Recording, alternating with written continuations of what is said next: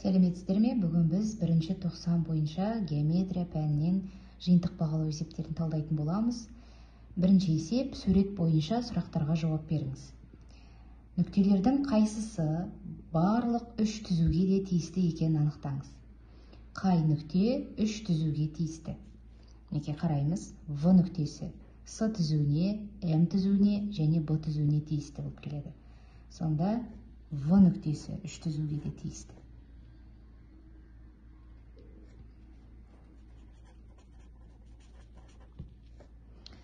А нүктесі екі түзуге, С нүктесі екі түзуге, Д нүктесі бір ғана түзуге тиісті. Келесі, біреуі қалған екеуінің арасында жатқан нүктелерді анықтаңыз. Біреуі қалған екеуінің арасында. Неке, А нүктесі мен Д нүктесінің арасында С нүктесі жатыр. С нүктесі. Екі нүктенің арасында жатырған. Екінші есеп, АОВ жазыңқы бұрышы берілген, АВ түзуімен анықталған жарты жазықтықтың біріндегі АОсы тік бұрышын, осы сәулесі жатқан жарты жазықтықта АОды доғал бұрышын сызыңыз. Бірінші жазыңқы бұрыш саламыз. АОВ. Бұл бізде бұрыштың центрі. Бұрыштың төбесі О нүктесі. АВ түзуімен анықталған жарты жазықтықтың біріндегі АОсы тік бұрышын саламыз. Яғни былай салынады. Тік бұрыш дегендіктен АОсы. Осы сәулесі жатқан жарты жазықтықта АОды бұрышын, доғал бұрышын сызыңыз дейді. Ол доғал бұрыш болғандықтан оны былай қарай саламыз. АОды доғал бұрышы. Үшінші есеп, ВС түзуін сызып, анықталған жарты жазықтықтың бірінде бұрыш АВсы 60 градус болатындай етіп, А нүктесін белгілейміз. Түзу сызамыз. ВС түзуін. Анықталған жарты жазықтықтың бірінде АВсы 60 градус болатындай етіп, А нүктесін белгілейміз. Мына жерден белгілеймін А нүктесін. Сонда шамамен мына аралық 60 градус болады. Так, А, Б және С нүктелерін қосқанда пайда болған фигураның атын жазыңыз. Яғни үшеуін қосатын болсақ, бізде үш бұрыш пайда болады. ВС түзуінің бойында неше сәуле орналасқанын анықтаңыз. В-сының бойында неше сәуле бар? Мінеке, егер оның төбесі В деп алатын болсақ, В-С сәулесі бар және С-В сәулесі бар. Екі сәуле жатыр. Төртінші есеп, О нүктесі ұзындығы 10 см болатын АБ кесіндісінің ортасы.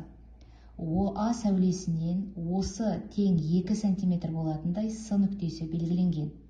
ВС мен СА кесінділерінің ұзындығын табыңыз. Транспортермен ОА сәулесінен бастап, өлшемі 23 градус болатындай АОды бұрышын салыңыз.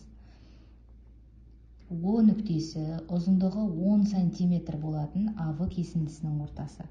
Бірінші АВ кесіндісін саламыз. Сіздер сызғышпен салып, мен шамамен 10 см деп аламын. Осы АВ кесіндісінің ортасы О нүктесі. ОА сәулесінен осы тең 2 см болатындай ОА сәулесі дегендіктен, мына жағын мен шектемеймін да сәуле. ОА сәулесінен осы 2 см болатындай С нүктесі белгіленген. Түгел 5 болатын болса, мына жер 2 см. ВС мен СА кесінділерінің ұзындығын табыңыз. Сонда ВС қанша болады? 5-ке 2 қосамыз, 7 см. Ал СА ол 3 см. Келесі, транспортермен ОА сәулесінен бастап, өлшемі 23 градус болатындай етіп, яғни транспортерді мұнда қоясыздар.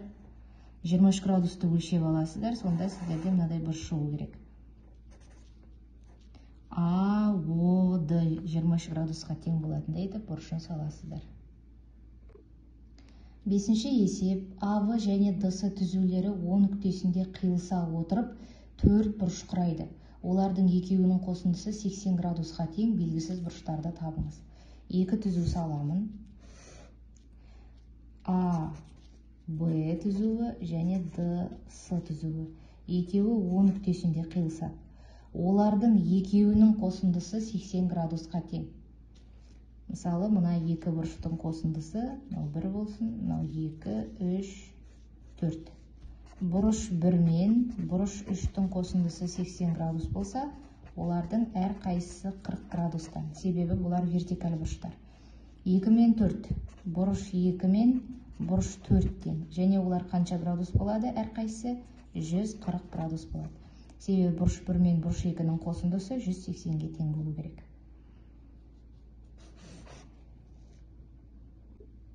Алтыншы есеп.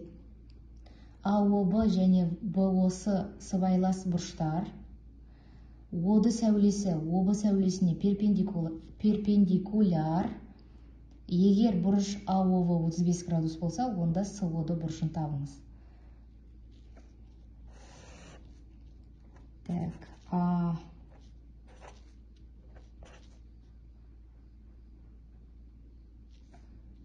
ОД сәулесі ОВ сәулесіне перпендикуляр. АОВ 35-ні бұлай орналасады. Есепті толық оқи аламыз, себебі мына жерде АОВ-ның 35 екенін айтып тұр, сондықтан ол қатты бұл сүйір бұрыш болады. Мінекей АОВ мен ВОС сыбайлас бұрыштар, яғни екеуінің қосындысы 180 деген сөз. Бұрыш АОБ қосу бұрыш ВОС тең 180 градус. АОВ бұрышы бізде 35 градусқа тең. Так, сосын ОД сәулесі ОВ сәулесіне перпендикуляр, яғни бұлай саламыз. Мынау бізде ОД, мына жер 90 градус. ОД перпендикуляр ОБ-ға. Так, мына жер 35, мына жер 90 градус болса, СОД-ны табуымыз керек. Сонда 90 градусқа қосамын 35 градусты 125 градус. Сосын 180 градустан 125 градус алып тастайсыздар. Так, 55 градус, да? 55 градус. Сонда бұрыш СОД тең болады 55 градус.